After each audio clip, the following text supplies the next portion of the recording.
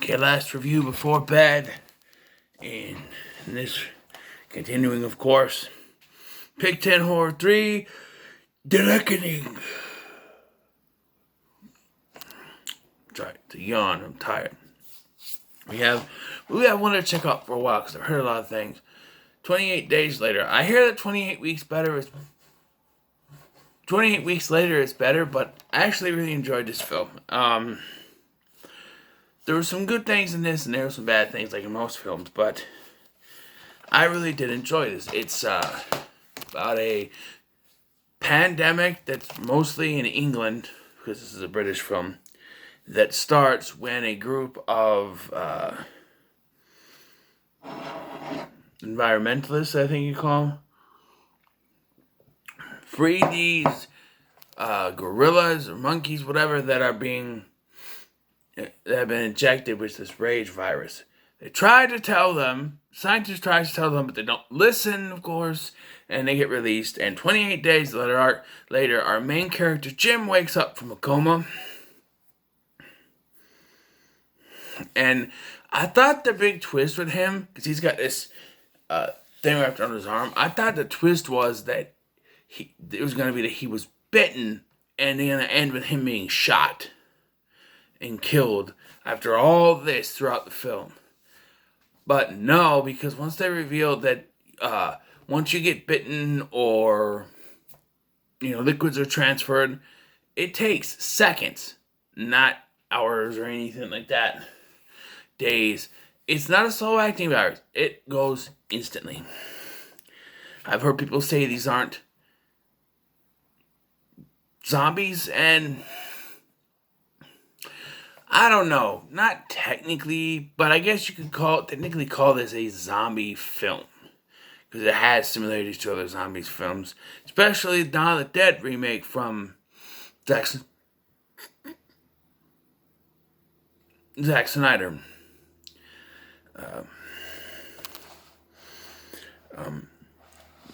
There was one scene at the beginning of this that I really liked, but I think I would have liked it better had they not. So there's a scene when Jim wakes up, he's walking around London, or wherever he is, and he's looking around, and there's no one there, and he's just walking. And this would have been good had it just had no music and shown him walking around. No music, just looking. Because no sound but Jim walking would show how empty it is. But they play this grunge rock music the entire time, and it kind of ruins the scene. So had they just had no music there, I think it would have been fine. Maybe Danny Boyle thought that the director, thought people would say it was boring if we didn't inject some music in there, but I think it would have been fine.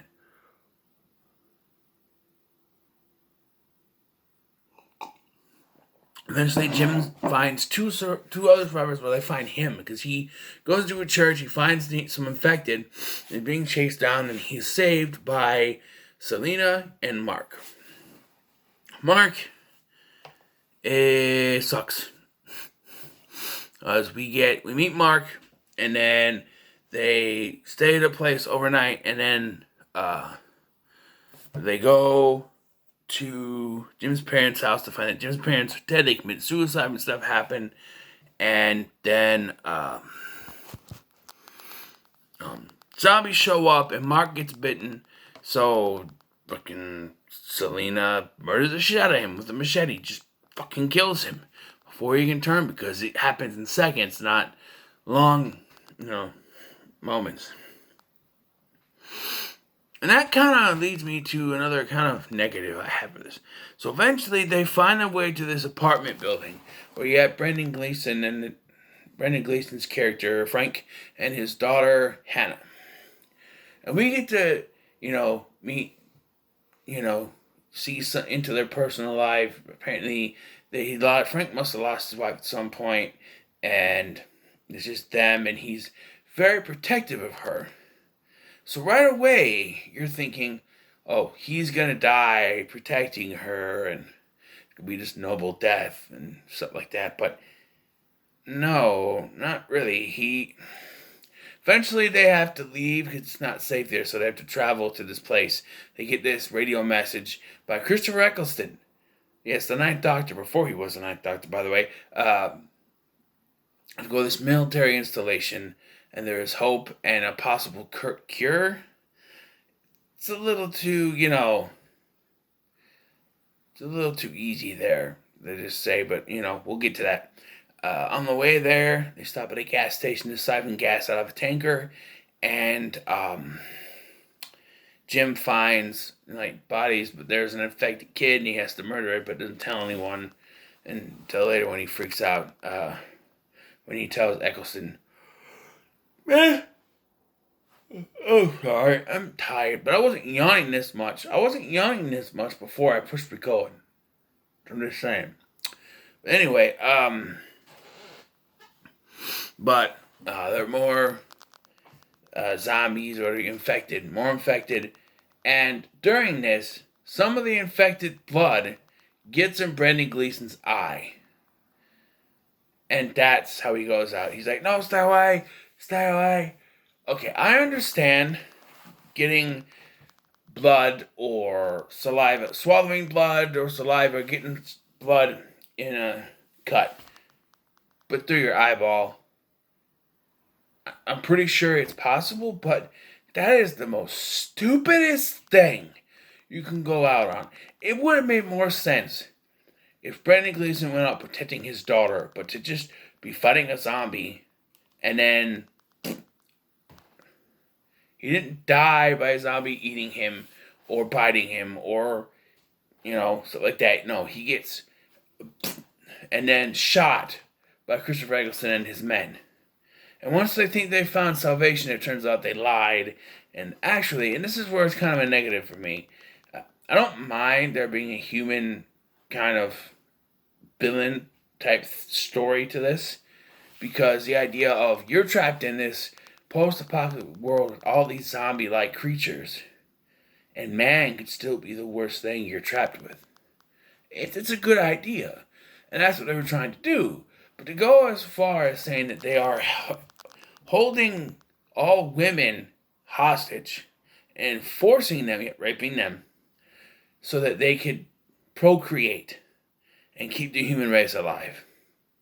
Not only that, but they take Selena and Hannah, who's only 16 years old or 15 years old, one of the two, in this film, which, by the way, they drink this green stuff, creme de something. Is that alcohol? Creme, the stuff they drink in this movie, that green stuff, is that alcohol? Because he's letting a 16-year-old drink alcohol. Is it alcohol? Or is it just a weird drink? I don't know. I'm not British. I don't know that stuff, but also, Brendan Gleeson is doing some sort of Cockney accent here. I think it's Cockney.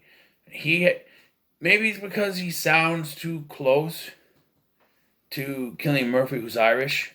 I think they're both Irish. But they sound similar. I've heard Brendan Gleeson's real voice, and that's not it. Think of Mad-Eye Moody. "Oh, come on, Harry." Yeah, and there he's like, "Oh, come on, Harry." Where here he's like, "Oi, oi, oh, we gotta go this way." It's like, it doesn't sound like Brendan Gleeson to me. But he could be doing a different accent. Who knows? This different. Also, I wanna point out. So I was watching Cody Leach's review. I'm gonna call him like this because I didn't think about this. I noticed it, but I thought it was the DVD. But he mentioned he has a 4K TV. I just have an HD TV. He has a 4K TV, and he was watching it on Blu-ray. And this was a couple years ago that he did this review. And he's watching it on a 4K TV, and he's watching a Blu-ray, and it said that it looked terrible. The overall look at the film, the cinematography looked terrible. It looked like a VHS tape, and it looks terrible. And I'm like, yeah, I noticed that, but I thought it was just the DVD. No, apparently every version of this, because apparently some parts of this film, if not most, the only time it looks good is the climax when there's the rain, because that it actually looks pretty good with the rain. But like beginning of this film until the climax, it looks terrible. Apparently they shot some parts of this film on a digital camera in 2002. I'm saying that the whole film, film on an iPhone, and that looks better than this digital camera 2002. Yes, and it comes down to the showdown where Jim is sent out to be killed, but he's able to escape with his shirt off and fight off these bad guys. But he is shot in the stomach, and there are actually 3 endings to this. One, the theatrical released ending, which has Jim survive a shot to his stomach. I don't know. And they may find salvation by putting out a message to a plane. The second one, Jim dies in a hospital, and the other 2 are going to carry on and keep moving. And then the third one is basically the original ending, but without Jim. And I think they still find the plane. I don't know. I thought this was pretty good. Performances were pretty good. Even Eccleston can play a villain and a hero. And he can dance. So he was pretty good in this. Yeah. Normally I would think that a human interference isn't necessarily, like human villains aren't necessary, but they work in this. They really do work in this. I thought this was pretty good for my first watch. I'm giving it an 8 out of 10. So there it is. We'll move on. The DVDs, only 2 DVDs left. No, there's not. There's only 2 movies left. 2 Blu-rays. Wait. Huh? Oh, no, I want the DVD. So it's Blu-ray next, right? So it has to be Silent Rage. Because that's the only Blu-ray. That's the only Blu-ray left. So Silent Rage it is. With a Chuck Norris. So there it is. So what are your thoughts on 28 Days Later? Let me write down 8 on there. Let me know in the comments below. Make sure to like, share, and subscribe. Thank you for watching. I've been Scotty, and I'll see you in the next one.